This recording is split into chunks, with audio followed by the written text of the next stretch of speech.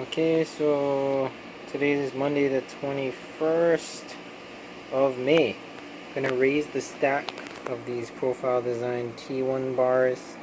Currently I've got 1, 2, 3 spacers underneath and about a negative 17 degree stem, 100 centimeters long, and T1 aero bars. And I'm gonna put these aero brackets here. These are the 70 mm Profile Design brackets. They are not light, but they will increase the stack of these bars. Currently the bars have 0 stack, and I'm gonna raise up this portion right here higher, so hopefully when I'm out of the saddle, my knees won't touch the aero bar elbow pads, which I jabbed it once on my last ride and I got a big bruise on my thigh here. But yep, so I'm gonna raise it up and relieve some tension on the back for some ultra distance cycling. Not for racing, but for ultra distance aero bar cycling.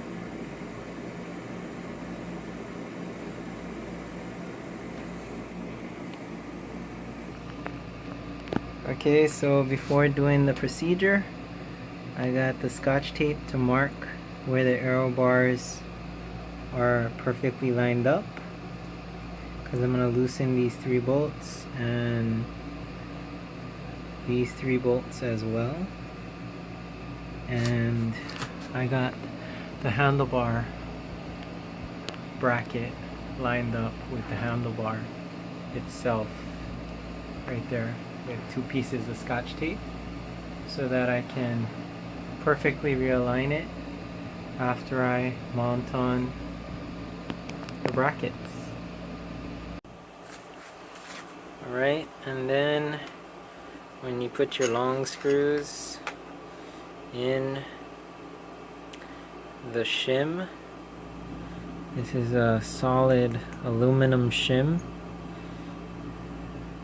It goes in just like this, right there and there, and interlocks into the mold of the aero bar, in this case T1 plus aluminum bars, and this would be the bottom where it integrates into, right there, just like that, around the bar to raise the aero bars 70 millimeters. And these do come in different sizes from 15, 20, all the way to 70. These are the 70, the maxed out height, stack height of your aero bars.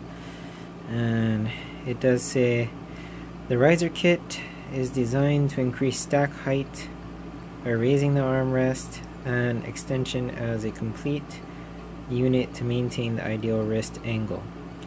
This kit is compatible with the T1 2345 carbon and aluminum aero bars. So there you have it. Let me mount them and show you what they look like.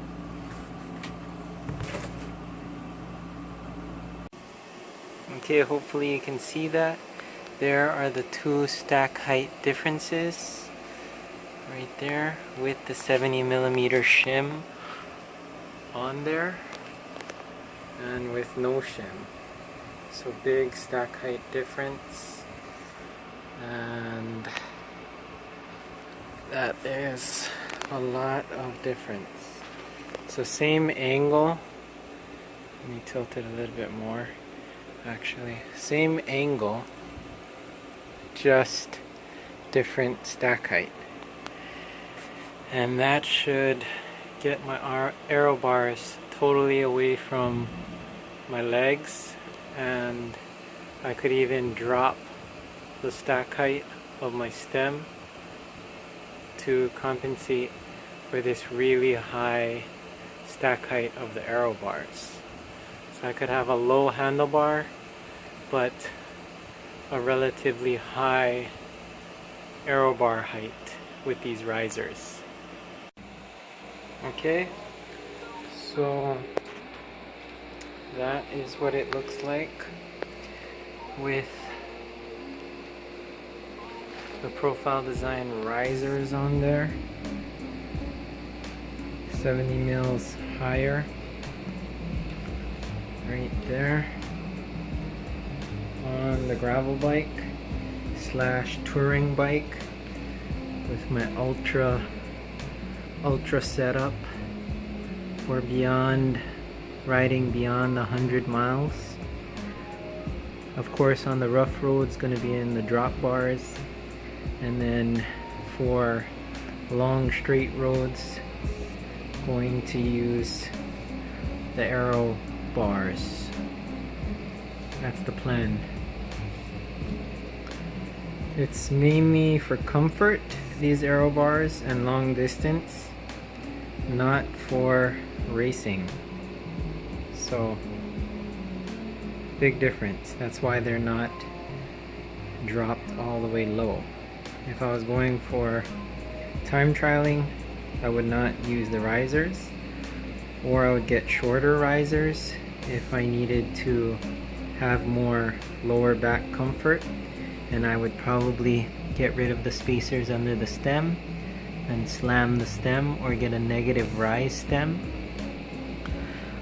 But the good thing about these Specialized hover bars is the top bar where your hands go is a little bit higher, and you can still clamp on these riser aero bars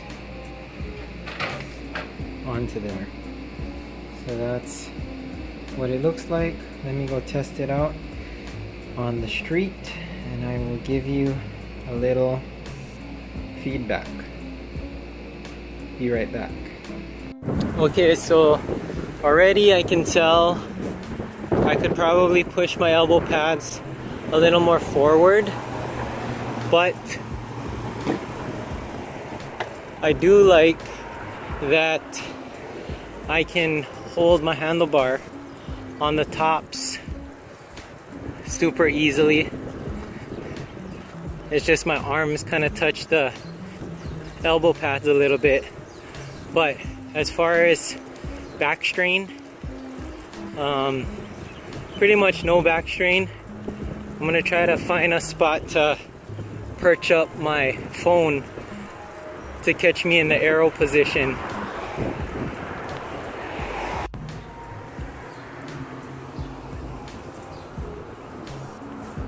Aero position, take one.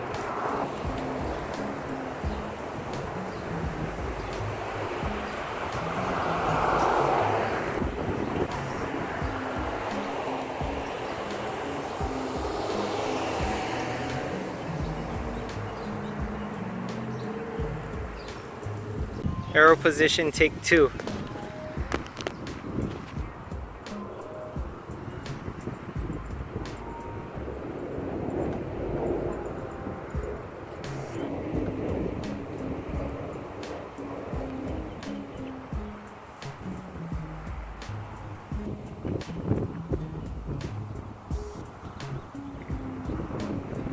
So one other thing I'm liking about this riser bar setup with these aero bars is I can sprint out of the saddle, or if I'm climbing up a hill, and my knees do not, or my knees or my top of my thighs do not touch the elbow pads, even though I could probably move the elbow pads forward maybe an inch and a half to get even more clearance and more hand clearance for my forearms for the tops of the bar. So that would work too if I get the pads closer to here towards the middle of the bar instead of so far back. But either way, it's pretty comfortable, so I'm just gonna play around with that setup. I'll keep you posted in the days ahead. Alright, so the verdict as far as stack height goes, loving the stack height for endurance, not for racing, not for time trialing, but for endurance. Having the stack height super high, even higher than the saddle, or maybe even level with the saddle, is really good for ultra endurance cycling, non time trial related, so not triathlon related, not Olympic distance 40k or 20k time trial related.